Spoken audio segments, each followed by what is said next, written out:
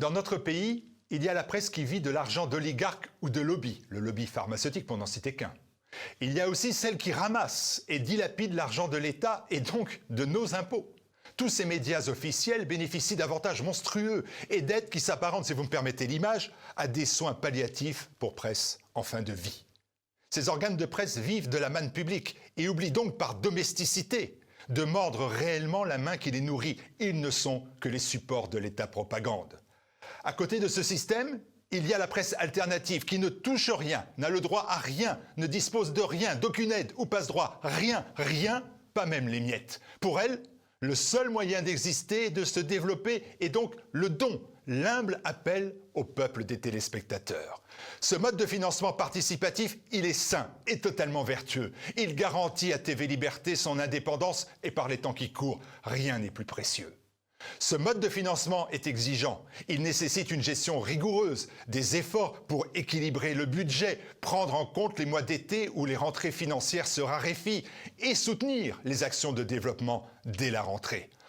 On ne va pas se mentir, nos objectifs ne sont toujours pas atteints au moment où je vous parle. Et c'est donc avec une certaine anxiété et une certaine gravité que nous faisons appel à votre générosité. Il nous manque, me dit-on, une centaine de donateurs à 100 € pour toucher au but. C'est pour cela que je vous demande, selon vos moyens bien sûr, de répondre à notre campagne de dons. Chaque mois, vous êtes dorénavant des millions à saisir le rôle, la mission de TV Liberté, lutter contre les idéologies mortelles qui prennent le nom de antispécisme, colonialisme, fondamentalisme, racialisme, sectarisme, intersectionnalité, lutter contre les dictates sanitaires par exemple, et les dictatures du nouvel ordre moral. L'œuvre est d'envergure, même si nous ne sommes pas les seuls à retrousser nos manches. Une chose est sûre et certaine, en avançant vers 2022, nous n'allons pas chômer.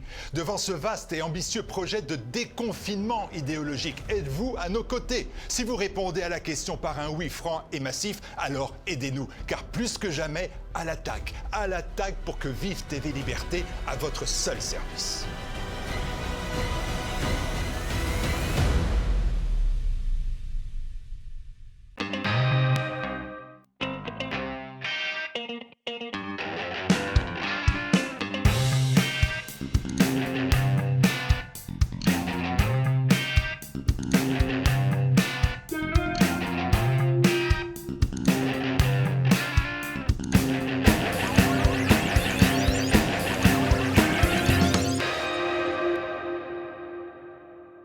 Bonjour, bienvenue dans ce nouveau Tueur en série. J'ai à côté de moi Pierre Jovanovic, que je ne présente pas. Bonjour Pierre. Bonjour Arnaud. Alors Pierre est à mes côtés pour 2 émissions qui vont être consacrées à ce qu'on appelle des séries documentaires chez Netflix. Donc ce sont 2 séries qui touchent à la politique, à savoir l'affaire DSK et ensuite l'affaire Epstein. Donc on va commencer par l'affaire DSK pour une série qui s'intitule Chambre de 2806, l'affaire DSK. Donc cette série de documentaire chez Netflix est en 4 épisodes d'1 heure. On peut penser qu'on va un peu au fond des choses, mais enfin bon, c'est plutôt pas mal réalisé par rapport à Epstein. Je trouve que c'est plutôt pas mal réalisé. Alors je rappelle au moment, pour ceux qui ne savent pas, qu'au moment où on passe les menottes à DSK, il ne fait aucun doute qu'il va être le président de la République en 2012. Et donc ça va faire, comment dirais-je, le bonheur d'un candidat qui passait complètement par hasard, François Hollande. Donc c'est ça l'épilogue politique de l'affaire DSK. Ce qui est à noter et ce qui est important, c'est la prudence de Wikipédia dans son intro. Et elle est amusante, je vous la lis. L'affaire Dominique Strauss-Kahn, ou affaire Sofitel de New York, est une affaire judiciaire de droit commun consécutive aux accusations d'agression sexuelle, de tentative de viol et de séquestration portées par Natifa Soudialo contre Dominique Strauss-Kahn. Il y a 2 choses à noter. Oh là, ça sent le blabla là. Oui, ça sent le... mais il y a quand même de la prudence. Wikipédia donne l'impression que chaque mot est pesé, qu'il marche sur des œufs. Pourquoi il y a un risque? Doit-on mettre un bip sur toutes les phrases que vous allez prononcer? Écoutez, Wikipédia déjà, on les connaît pour censurer tout ce qui ne colle pas à la doxa. Donc évidemment, ils vont à la défense de Dominique Strauss-Kahn. Mais enfin, puisque cette série s'appelle Tueur en série, justement, c'est ça, hein? Oui, c'est ça. C'est Tueur en série. Je rappelle que, puisqu'on est avec Dominique Strauss-Kahn, je rappelle que son associé a sauté par la fenêtre et qu'il s'est tué. Donc on est dans le ton, si je puis dire. On est dans la logique de votre émission. Alors j'ai regardé effectivement cette série, je crois que c'est 4 épisodes d'une heure. Ouais. Remarquable, franchement remarquable. Très très belles images, magnifiques. Superbe. La narration est vraiment très très bien faite, mais surtout l'enquête journalistique est extrêmement pointue. C'est remarquablement bien fait. Jusqu'à présent, nous, on était habitués à ce que les Anglais de la BBC ou les producteurs anglais reprennent l'histoire comme ça et nous fassent des émissions absolument remarquables. Eh bien là, je crois que c'est des productrices, c'est une Française. En tout cas, félicitations à la metteur en scène. Véritablement sublime série de Desca. Et il y a quelque chose d'extraordinaire, si vous voulez, dans cette série. C'est qu'il y a quelqu'un qui a écrit toute cette histoire il y a 20 ans. Tout. L'intégralité.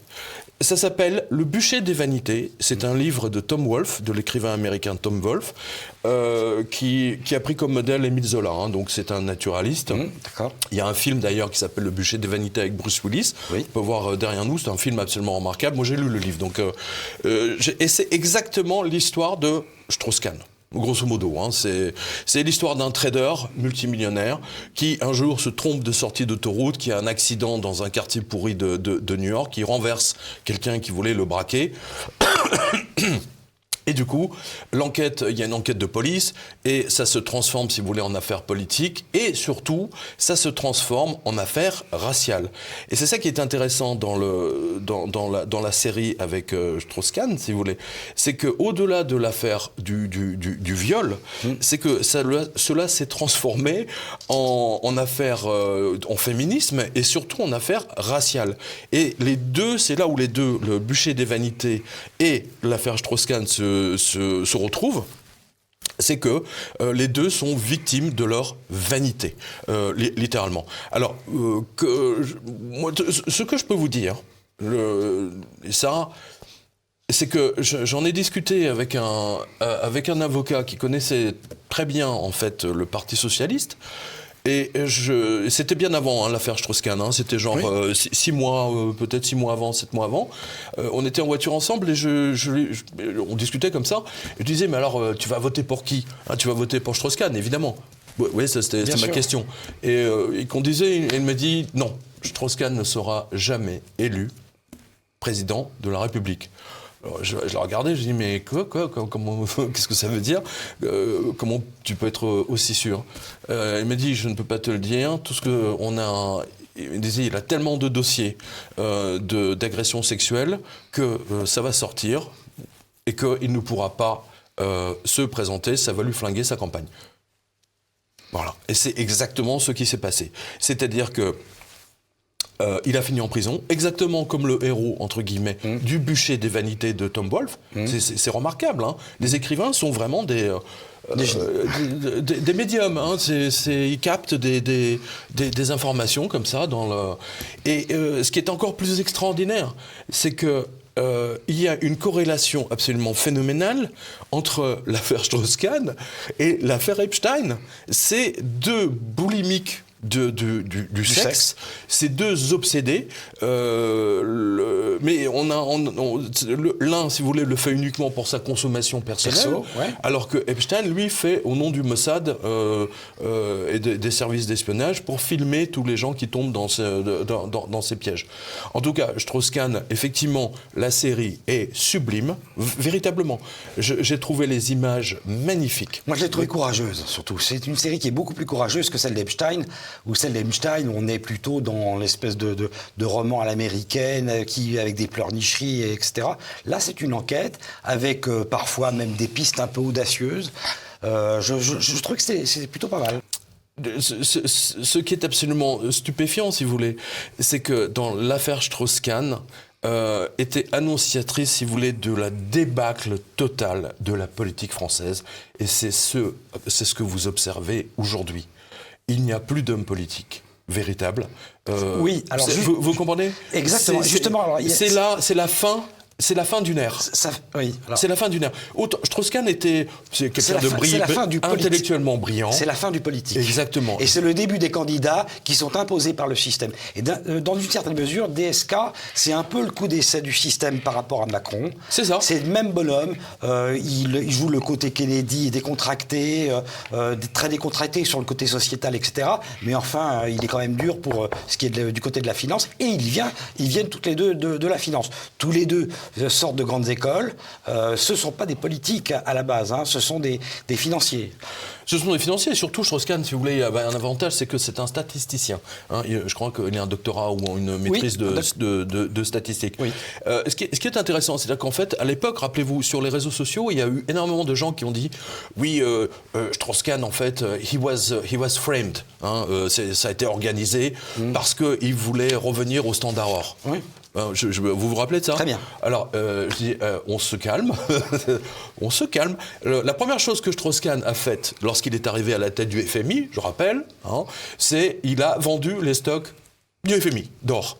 Donc, pour quelqu'un qui voudrait soi-disant revenir au Standard Or, c'est un peu raté. Hein, voilà. Et ensuite, et après avoir vendu les stocks d'or, il a licencié, si mes souvenirs sont bons, 700 personnes.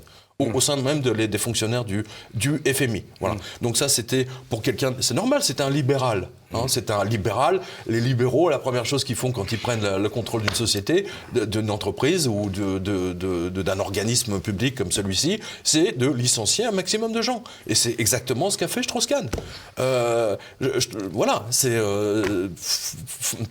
voilà. Je rappelle que quand il y avait, vous savez, l'arrivée pour les 35 heures en France, il y avait des lois, je crois que le Parti Socialiste voulait imposer les ultra-riches à 80% ou je sais plus. Et voilà, il a tout fait pour les baisser. Voilà, logique, il était concerné. On voit dans la série, par exemple, que sa fortune, parce que le juge et les avocats sont en train de discuter sur comment dire, pour le mettre en résidence surveillée, il dit sa fortune est estimée à 2 millions de dollars. Voilà. Et ensuite, il parle de la fortune de sa femme, de son épouse Anne Sinclair, qui, soulignons-le, était remarquable.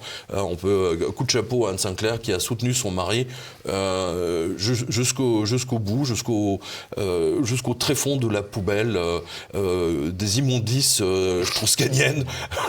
Non, mais c'est vraiment parce que en fait, je sais pas je sais pas ce que vous en pensez, mais il y a quelqu'un qui il y a un ange dans tout ça, hein, dans cette série. Il y a un ange avec des ailes. Oui, il est bien caché.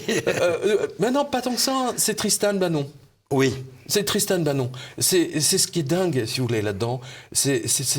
D'ailleurs, moi, je trouve que sa mère lui a donné un prénom prédestiné, hein, Tristan. C'est triste. Parce que sa mère vient parler et révèle publiquement qu'elle a été la maîtresse de Strauss-Kahn et que quasiment elle l'a envoyé se faire violer par Strauss-Kahn. Enfin, oui, c'est quand même incroyable. Quoi. C'est invraisemblable. C'est invraisemblable. Mais ce qui est aussi invraisemblable, alors, ça, on fait une grosse parenthèse sur Tristan Banon, mais on le voit dans la série aussi. On voit à un moment l'émission d'Ardisson qui se déroule chez lui, donc, et elle raconte toute l'histoire de la tentative de viol par DSK, et elle dit il m'a arraché mon soutien-gorge, etc. Et on voit Ardisson qui dit waouh, super, j'adore. Il a dégrafé mon soutien-gorge, il a essayé d'ouvrir mon jean. Et pathétique. On voit Askolovitch qui a un petit sourire en coin. Pathétique, gêné, quoi. Mais Askolovitch aurait dû lui mettre son poing dans la figure. Mais Askolovitch, bon, pourquoi on voit le courage. On voit le courage de. Bon, passons. Hein, non, franchement, Tristan Banon, c'est vraiment, c'est elle qui est au-dessus, qui flotte au-dessus de ce purin. Voilà, c'est la pureté, on va dire. On le voit d'ailleurs sur son visage. Il y a quelque chose de, oui, c'est vrai. Une certaine forme d'innocence. Elle a un côté très angélique. Oui, tout à fait. Elle est jeune journaliste, elle débute, etc. Elle ne s'attend pas à se faire violer par le premier secrétaire, ou je ne sais pas ce qu'était Strauss-Kahn à l'époque, mais enfin bon, c'est complètement inhabituel. Ce type est fou. Ce type est fou, c'est un boulimique. Et vous savez, je crois que la moitié des femmes du Parti Socialiste sont passées dans son lit. Hein. Donc, vous savez, n'oubliez pas, Tristan Banon a expliqué que c'est François Hollande qui lui a téléphoné personnellement en lui demandant de ne pas porter plainte à l'époque contre Strauss-Kahn. Bravo François Hollande. Voilà. Donc moi, je ne peux qu'encourager effectivement nos spectateurs à regarder cette série avec attention, en 4K, hein, de le mettre sur la télé, parce que je vous dis, l'esthétique des images est vraiment remarquable, et puis un spectacle absolument unique. Le spectacle complètement unique, si vous voulez, c'est la manifestation des femmes de chambre, l'union syndicale des femmes de chambre d'hôtel qui arrivent, vous savez, avec leurs plumeaux, leurs balais, leur eau de javel, etc., et qui manifestent devant le tribunal en hurlant, etc. Je trouvais ça absolument délirant, quoi. Il y avait un côté... le spectacle à l'américaine. Alors, il y a un spectacle. Et puis, c'est le début du mouvement MeToo. Attention. Oui, bien sûr. Il y a aussi quelque chose qui est assez surprenant. Alors, il y a un volet judiciaire, il y a un volet politique, il y a plein de volets dans cette affaire.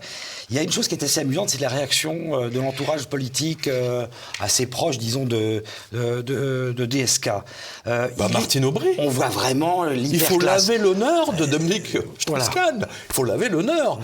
Jean-François Kahn qui parle de troussage de bonnes. Oui, à partir du moment, si vous voulez, vous êtes habitué à avoir du personnel, vous savez, la lingère, la domestique, le valet de chambre, etc. Effectivement, le troussage de bonnes, ça nous ramène, si vous voulez, un peu au film avec Jeanne Moreau. Hein, vous savez, Journal d'une femme de chambre. Hein, bien sûr. Hein. Alors, je suis d'accord, mais on est quand même... C'est une hyperclasse qui est vraiment, finalement, totalement déconnectée et très loin. Complètement déconnectée. Diallo, c'est vraiment... elle est fraîchement arrivée, parce qu'elle ne parle pas l'anglais. Enfin, elle parle le peul. Elle parle le peul. Elle parle peu aussi. Elle vit son... Il y a une anecdote là-dessus. Hein, c'est qu'elle demande un traducteur pendant le procès, et puis le traducteur se plante, et elle dit non, c'est pas ça que j'ai dit. Ça, c'est pas mal révélé dans la série. Donc c'est une tricheuse. C'est une tricheuse. C'est une tricheuse. C'est une tricheuse. Oui. Hein. Enfin, une tricheuse. Disons que c'est quelqu'un qui a flairé tout de suite qu'elle pouvait lever du pognon de manière assez.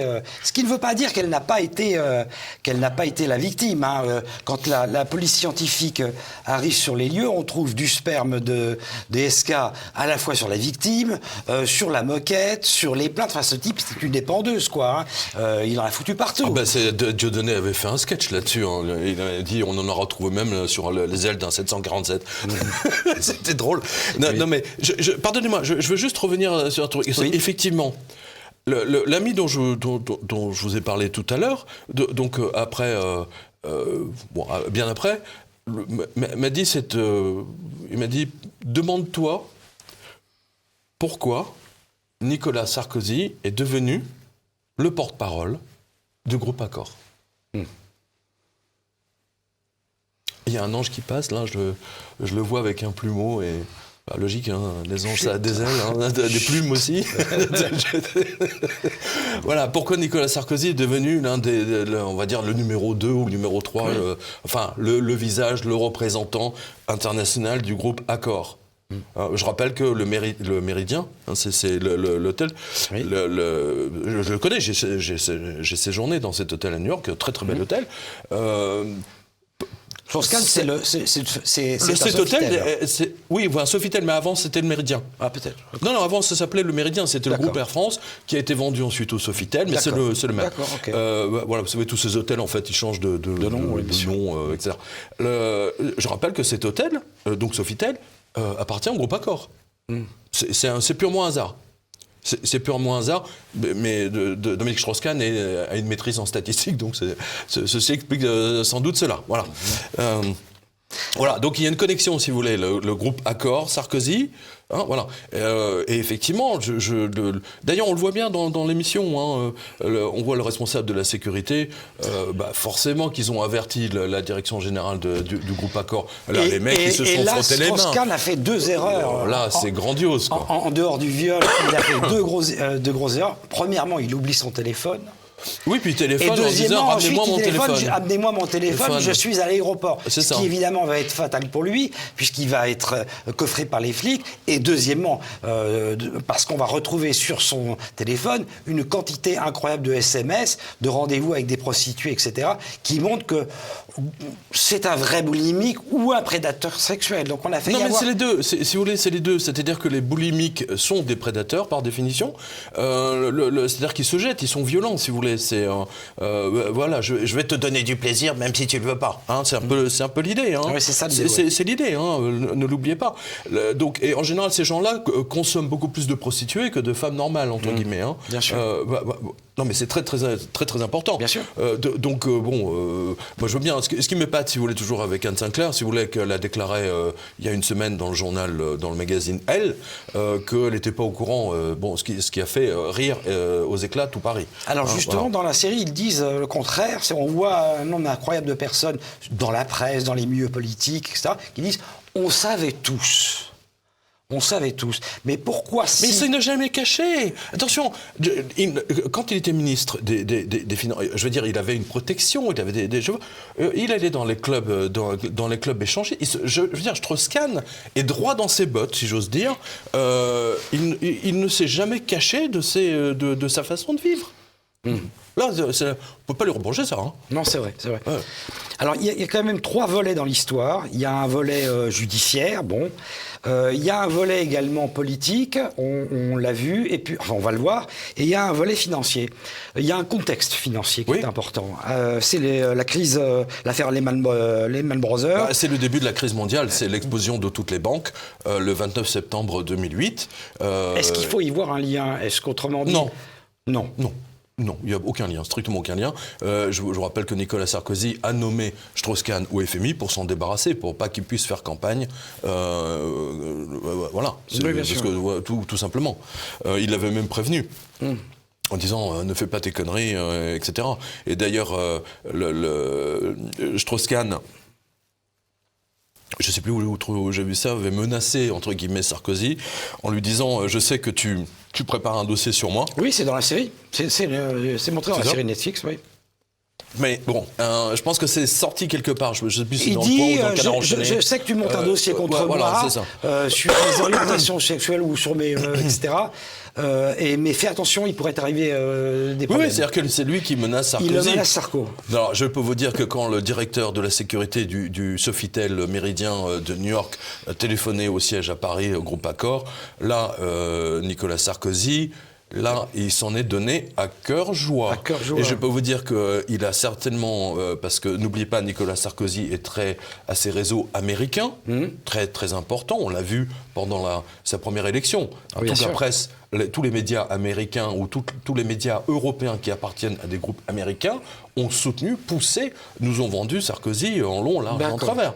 Donc, à partir de ce moment-là, la machine américaine, si vous voulez, s'est mise en route contre Strauss-Kahn par définition.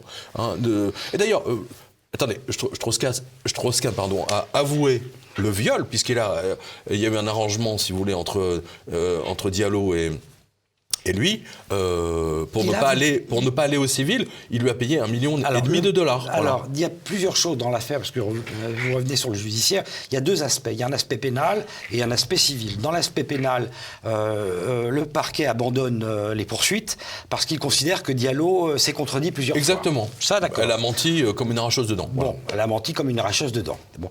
Par contre, sur le civil, elle réclame toujours des dommages et intérêts pour agression sexuelle et non plus viol. Pour agression sexuelle. Et là, effectivement, ils vont transiger pour, je crois, $1,5 million. $1,5 million, oui. $1,5 million. Donc, il y a quand même 2 volets dans l'histoire. Et puis, le volet politique qui est le plus important. Mais il y a le volet racial, surtout. Oui. Attendez, n'oubliez pas, il y a eu un volet racial dans cette affaire. C'est-à-dire que, d'ailleurs, la série le montre bien. On voit bien, si vous voulez, que les avocats noirs se sont dit, si ça avait été l'inverse, si c'était un client noir qui avait violé une femme de chambre blanche, ça ne se serait pas passé comme ça, et ainsi de suite. Vous voyez, on voit bien tout de suite. On touche vraiment à la réalité dans cette série, à la réalité de la société américaine, de tous les non-dits, de tout ce qui est caché. Je ne suis pas certain. Moi, je dirais plutôt d'une société américaine relativement décomplexée, notamment sur ces choses-là. Non, alors, je suis pas alors, attendez, sur le plan sexe, alors s'il y a bien une société qui n'est pas décomplexée, c'est bien la société américaine. Non, je ne parle pas de... Ah bon, d'accord. Je ne parle pas de sexe. Je ne parle pas du tout de sexe. Je parle de problèmes raciaux. En France, c'est un peu tabou. chez eux, c'est un peu moins tabou. Par exemple, l'avocat de DSK, ça ressort dans la série, on le dit, dans la bouche d'Azoulay, qui est le trésorier du PS, je crois. Il dit, on a fait venir des rabbins parce qu'on s'était dit, et ça, ce sont les avocats, bien ça entendu, c'est génial. on s'était dit qu'il y aurait peut-être dans le jury des juifs et qui seraient sensibles au fait qu'il y a des rabbins, etc. Voilà. Donc il y a en France, c'est des choses dont on ne parle pas en France. On a sa religion pour soi. C'est exact. On n'en parle pas. C'est Aux exact. États-Unis, C'est exact. on est black, on est juif. Il y a plusieurs lobbies, les lobbies irlandais, etc. Tout ça s'équilibre et tout ça est avoué et mis sur la table. C'est relativement décomplexé. Écoutez, vous venez de résumer un livre. D'ailleurs, vous savez, ce livre fait partie de mes livres favoris. J'invite nos spectateurs à aller sur quotidien.com et vous avez l'onglet livres cultes. Oui. C'est pas livre c'est les grands livres, on va dire. Voilà. Et vous avez le bûcher des vanités. Le bûcher des vanités, c'est exactement ce que vous venez de décrire. C'est absolument remarquable. Si vous voulez, c'est que dans une affaire judiciaire, en fait, il y a à un moment donné, il y a tout qui se met en route et c'est pas fondamentalement la vérité qui va en sortir. C'est surtout ça et c'est ce qu'on a vu dans l'affaire Strauss-Kahn. Et surtout, l'affaire Strauss-Kahn vous montre quelque chose de terrible, de terrifiant. S'il y a une justice pour les ultra-riches, et une justice pour les gens normaux. Oui, bien sûr. Si Strauss-Kahn n'avait pas eu ces millions, s'il n'avait pas eu Anne Sinclair, on peut dire que Anne Sinclair a été son ange gardien. Ça, c'est clair, net et précis. Mais croyez-moi qu'il serait encore dans une prison aux États-Unis pour viol. Voilà. Non, mais c'est terrible de voir ça. Parce que ça, franchement, le monde entier l'a vu. Il y a une justice pour les ultra-riches qui peuvent se payer des détectives, parce que c'est les détectives qui ont montré que Mrs Diallo avait bidonné complètement son dossier pour obtenir la carte verte américaine, entre autres, qu'elle était en cheville avec un trafiquant de drogue, qu'elle blanchissait de l'argent pour son compte, et ainsi de suite. Et du coup, la partie contre Strauss-Kahn n'avait plus du tout de dossier entre les mains. Ça a explosé, ça s'est volatilisé, littéralement. Non, mais c'est fascinant. Donc voilà, mieux vaut être riche, et bien pourtant aussi, tant qu'à faire, dans les affaires judiciaires. C'est très net, surtout aux États-Unis. C'est clair, net et précis. D'ailleurs, entre nous soit dit, je me demande, si vous voulez, sur les 1,5 million que Mrs Diallo a obtenu de Strauss-Kahn, je pense qu'ils ont dû lui laisser $200 000 et tout le reste est parti aux avocats. C'est vrai. Quand vous voyez le prix des avocats aux États-Unis, attention, oui, c'est genre 2 000 € de l'heure. Bien sûr. Alors, il y a une chose qui est assez étonnante dans la série, qui fait preuve de courage ou, je sais pas, ou de folie, ou j'en sais rien. Vous allez le dire, c'est qu'on échafaude deux hypothèses. L'hypothèse de quelque chose qui a été exploité par Sarkozy ou l'hypothèse de quelque chose qui a été échafaudé par Sarkozy. Alors, quel est votre avis là-dessus ? Il y a déjà eu un premier avertissement, entre guillemets, que Strauss-Kahn n'a pas bien vu. C'est l'histoire de la Porsche Cayenne. Oui, bien sûr. Je ne sais pas si vous vous souvenez de ça. Oui, il est pris en photo avec son directeur de communication. Exactement. C'est quelqu'un c'est le groupe Lagardère. C'est ça. Ami très très proche de Sarkozy, et donc ils ont posté des photographes en cachette qui ont photographié Strauss-Kahn en train de monter dans la Porsche Cayenne, etc. C'est une Panamera, je ou crois. Panamera, peu importe. Oui, je crois que vous avez, oui, c'est une Panamera. Voilà, et donc ça a fait vraiment grand bruit, etc. L'homme politique, soi-disant proche des Français, roule pas en Rolls, mais en préféré des Français, oui. Voilà, roule en Porsche. Bon, je ne vois pas ce qu'il y a d'extraordinaire de rouler dans une Porsche, mais ou dans une Mercedes, je veux dire dans une Audi. Enfin, je sais pas, c'est l'idée. Voilà. Donc, mais ça, déjà, c'était préparé. Là, c'était préparé. Attention. Donc là, la guerre était déclarée. Voilà. Et je ne sais pas si ça a été échafaudé ou pas, mais ce que je peux vous dire, c'est que Sarkozy, à partir du moment où il a su que une mésaventure est arrivée à son, à son collègue politique et concurrent, Monsieur Strauss-Kahn, effectivement, là, il l'a enfoncé. Maintenant, si ça a été préparé à l'avance, je ne crois pas, parce qu'il aurait fallu, si vous voulez, ou même, pourquoi pas, hein, les services russes font ça, ou tous les services d'ailleurs font ça, on l'a vu avec l'affaire Epstein. Oui, bien sûr. On envoie des filles. S'ils ont bien identifié les goûts de Strauss-Kahn... la mère Diallo, il faut quand même être volontaire, hein, parce que c'est quand même pas top C'est clair, modèle, mais hein. On va dire qu'il vient de se réveiller. Il faut être boulimique, il quoi, est je sais pas, 9h mais- du matin, il n'avait pas mis ses lunettes et il ne savait pas trop. Enfin, il demande une bouteille de champagne portée par une femme. Hein. Non, ça c'était la veille. Ça c'était la veille. C'était la veille. Non, ça c'était la veille. Là, on est le matin. Là, on est le matin. Là, on est le matin. Donc on va dire qu'il n'était pas réveillé, qu'il n'avait pas mis ses lunettes. D'accord. Très bien. Oh, il faut bien qu'on... Non mais, je vous assure, on est dans le bûcher des vanités. Voilà. C'est-à-dire que les vanités, que ce soit celle d'Epstein, on voit ces hommes ultra puissants, multimilliardaires, c'est le cas de le dire, ou multimillionnaires, peu importe, qui se croient totalement... Enfin, c'est pas qu'ils se croient, qui se savent au-dessus de tout. Voilà.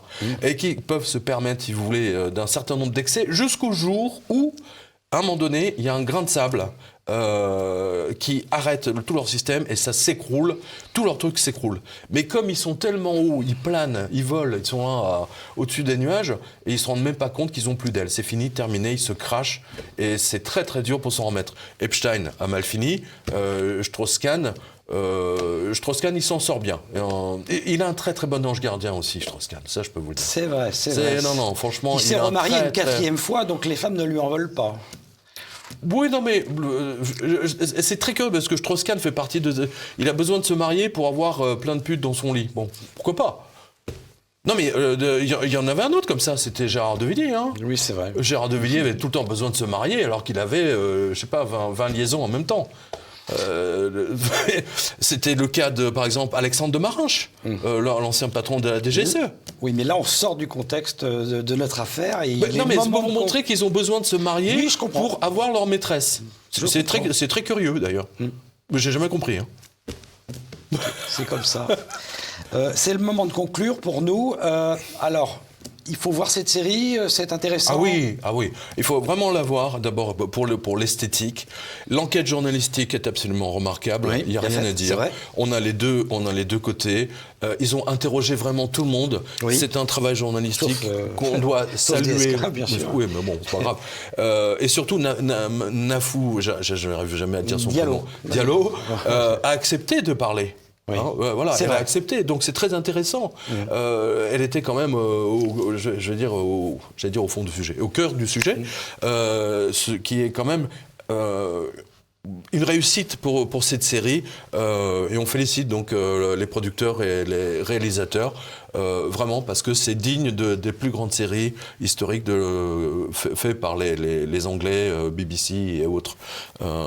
C'est très très rare d'avoir une série française qui est à la hauteur des séries anglaises. Eh bien, écoute, merci beaucoup, Pierre. Alors, donc, je vous invite Merci à vous. à voir l'affaire DSK, chambre 2806, pardon. J'ai mis chambre 2012. La fin du monde. C'est marrant d'ailleurs. Oui. C'était 2012, boum, c'était terminé. Donc, et je vous retrouve pour un prochain tueur en série avec Pierre également pour évoquer l'affaire Epstein. D'accord. Merci.